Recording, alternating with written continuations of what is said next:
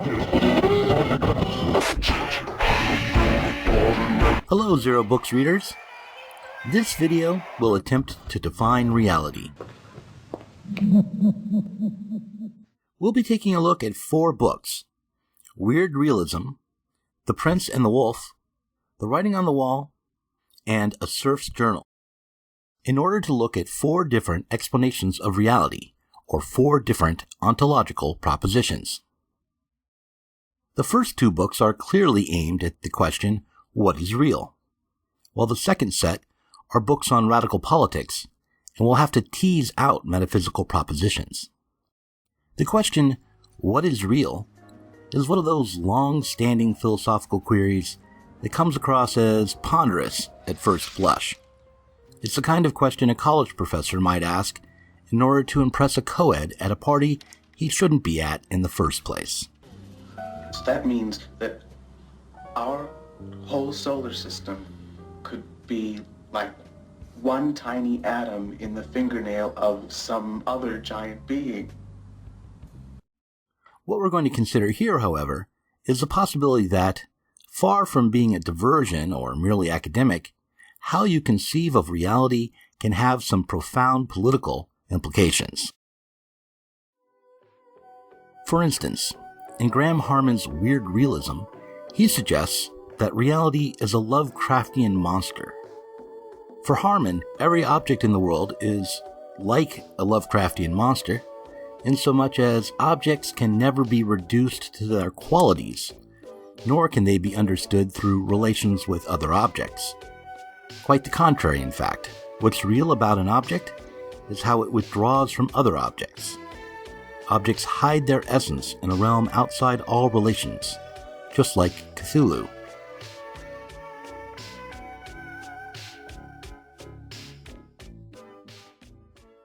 This idea that objects are withdrawn from any relation they might have, and they can be of all different sizes. Objects are not ultimate tiny things, as I was saying earlier.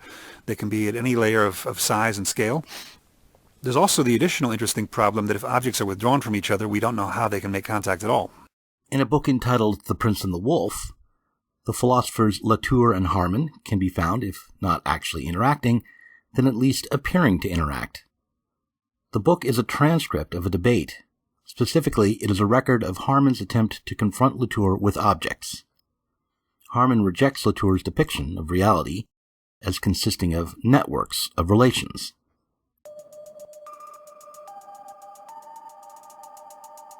As fascinating as The Prince and the Wolf is, and it's an intricately academic and yet legitimately funny debate between 2 modern-day men who have the audacity to call themselves philosophers, it's also a bit of insider baseball.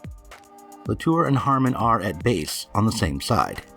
They're both part of a project that dates back to the beginning of the 20th century at least, a project to overturn dualism.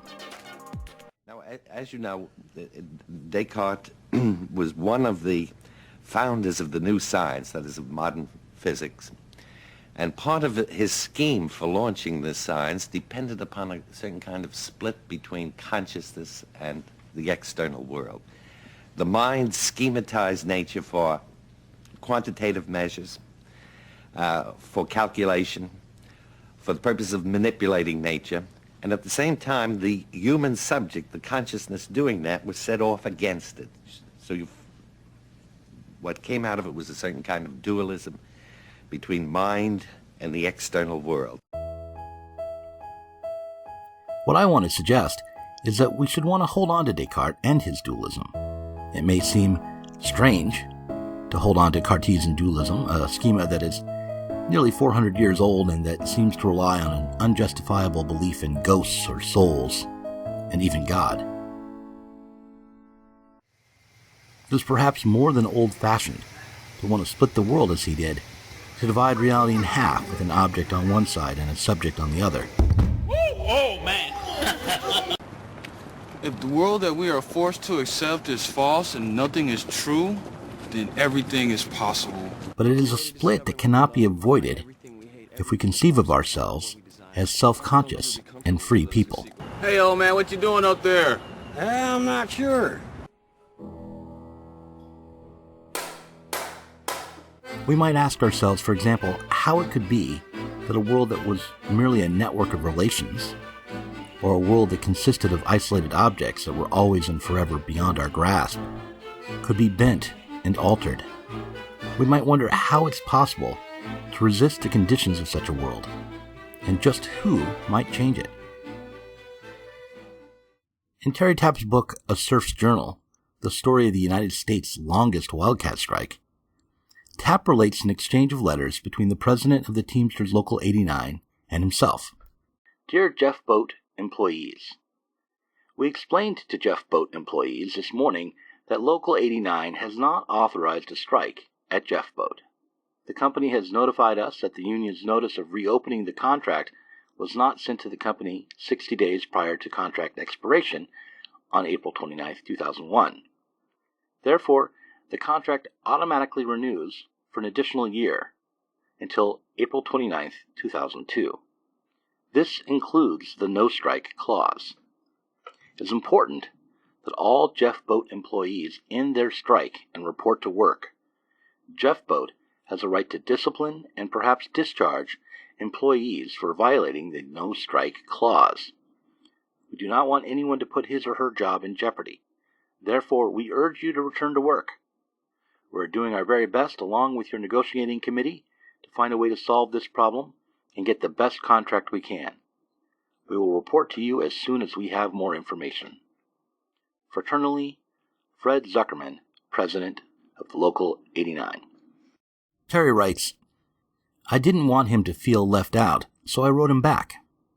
May 3rd, 2001.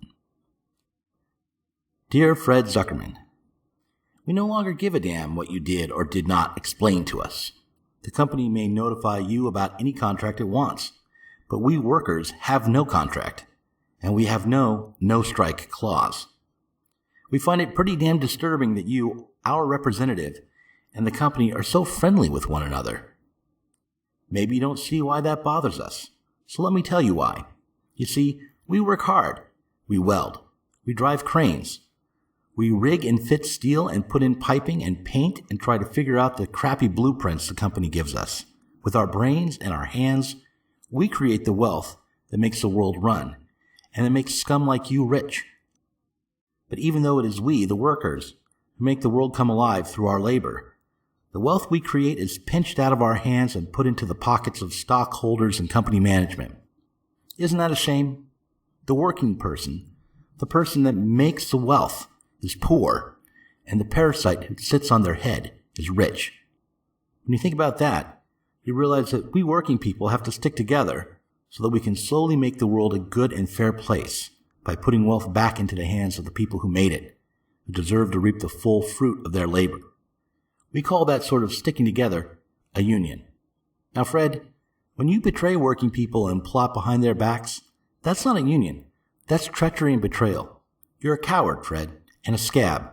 We urge you to take a flying fuck. Jeff Boat Workers Flying Squadron for Truth and Justice. Get a hold on yourself. A man's been hurt. I'm as sorry about it as you are, savvy? Accidents are costly to everyone, and to the company most of all. I see no reason to treat the occasion like a paid holiday. Suppose we all get back to work.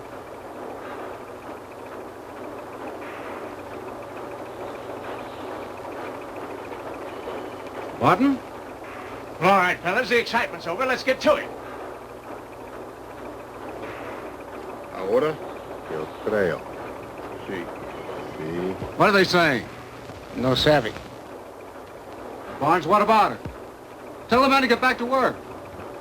They don't work for me. I work for them. For Tapp, there was a definitive divide between his fellow workers and the institutions that ran the world, and more importantly, there was a divide between those institutions and the world as an object. Rather than viewing himself and his friends and co-workers at Jeff Boat as caught in a network of relations that defined them, he saw himself and his friends as subjects with the power to grab hold of the objects of the world and rearrange them. Rather than seeing himself as just one more monstrous object in a sea of objects, he saw himself as a potential subject of his own life and of society. What does this mean? This means that precisely, you remember how I mentioned to you this paradox before of how in our common sense attitude, we think an object is there. We are finite, we cannot ever fully grasp it, so we get multiple perspectives.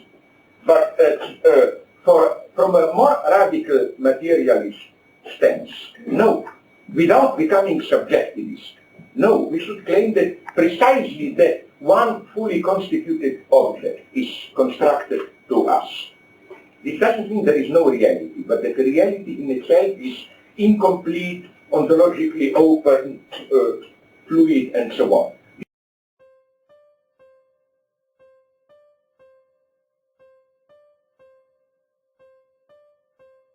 However, it's important to understand that the Wildcat strike ended, that it was ultimately a failure even.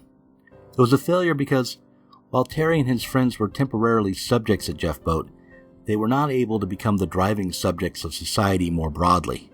That is, they were not able to take hold of more than what was immediate and obvious. They did not reshape the world of objects by imposing a new subjectivity on the world. In Anselm Jappe's The Writing on the Wall, he explains how capitalism and its various categories structure our world currently. He applies Marxist conceptions of value to concrete political questions, and by doing so, he argues that our social being, or social ontology, is both the product of actions and events arising out of our subjectivity and the concretization of the meaning of those actions in the objective world. Capitalism is not a conspiracy acted out by capitalists on unsuspecting workers. It is not a political project or a plan enacted by bosses, but is a system that operates objectively in order to mediate our collective social life. It is the background, the assumptions, the contours on the canvas that we've created in order to render our individual and collective lives. It is the historically derived context we live within and which, through action, we could change.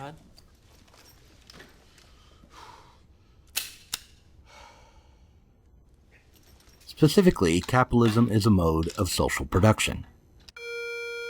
Today is Thursday.